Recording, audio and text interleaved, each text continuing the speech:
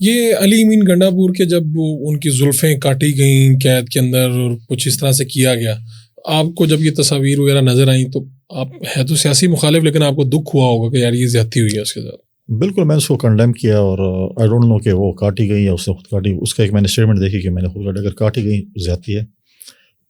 پچھلے دنوں ان کے گھر پہ بھی جو چھاپے لگے گئے، اور جس طریقے سے ایک پریسیڈنٹ اس ملک میں رکھا جا رہا ہے، سیاستدانوں کے گھروں پہ چھاپے ماریں، اس کی فیملی کو ہراساں کریں، پھر اگر وہ آپ کو نہیں ملتے تو اس کے گھر میں آپ کوئی چیز بھی نہ چھوڑیں، آپ اس کے برتن بھی توڑ دیں اور کھڑکیاں بھی توڑ دیں اور دروازے بھی توڑ دیں. یہ پریزیڈنٹ اچھا نہیں ہے. ہم پولیٹیکل بڑے پرانی پارٹی ہے، ہم نے بہت سی چیزوں سے گزرے ہیں، اور ہم ان کو بھی کہتے تھے پی ٹی آئی کے دوستوں کو کہ ایسا نہ کریں، یہ چیزیں حکومتیں بہت جلدی ختم ہو جاتی ہیں. ان کا یہ خیال تھا کہ پتہ نہیں ہم کتنے سالوں کے لئے ہیں، ہمارے تو کوئی ہم انٹچیبل ہیں. لیکن تو یہ چیزیں ہم نے اس چیز کو چاہے جس کے ساتھ بھی ہوئی. اب دیکھیں اگر مذمت ہے یار یہ کنڈیم کرتے، دیکھیں اگر آپ میرے ساتھ ہے تو آپ میرے ساتھ کریں، کوئی ایف آئی آر ہے، چیزیں پکڑیں، جو بھی آپ نے کارروائی کرنی، لیکن یہ اس قسم کی پالیٹکس کو فروغ دینا میں نہیں سمجھتا کہ ایک پازیٹیو چیز ہوگی. تو 2018 کے بعد تو علی امین گنڈا پور تو بہت پاورفل ہو گئے تھے، یعنی وہ منسٹر بھی تھے، کچن کیبنٹ کا بھی حصہ تھے. وہ انہوں نے کوئی انتقامی کارروائی کی آپ کے خلاف، یا کوئی کچھ ایسا ہوا وہاں پہ لوکلی؟ کچھ کیا کر سکتے ہیں انتقامی کارروائی؟ دیکھیں چیزیں چلتی رہتی. ڈی خان میں دیکھیں مولانا صاحب 2002 میں لیڈر آف دی اپوزیشن تھے، سی ایم خیبر پختونخوا تھے، پھر بھی ہم نے ان کا پولیٹیکلی مقابلہ کیا.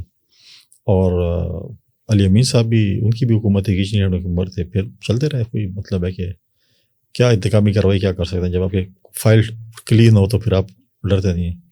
تو اب آپ کو کیا لگتا ہے کہ اگر وہی 2018 کی سچویشن ہوتی ہے، اور اب یعنی اسٹیبلشمنٹ تو اس وقت نیوٹرل ہے، فی الحال تو ایسے ہی ہے، فی الحال نیوٹرل ہے، تو یعنی اب الیکشن ہوتے ہیں تو کیا سچویشن ہوگی؟ آپ کو کیا لگتا ہے کہ آپ کہاں کھڑے ہوں گے، علی امین کہاں کھڑا ہوگا، اور مولانا فضل الرحمان کہاں؟ اگر کوئی بھی دخل اندازی نہیں ہوتی تو میں سمجھتا ہوں کہ ٹف کمپٹیشن ہوگا تینوں کے درمیان.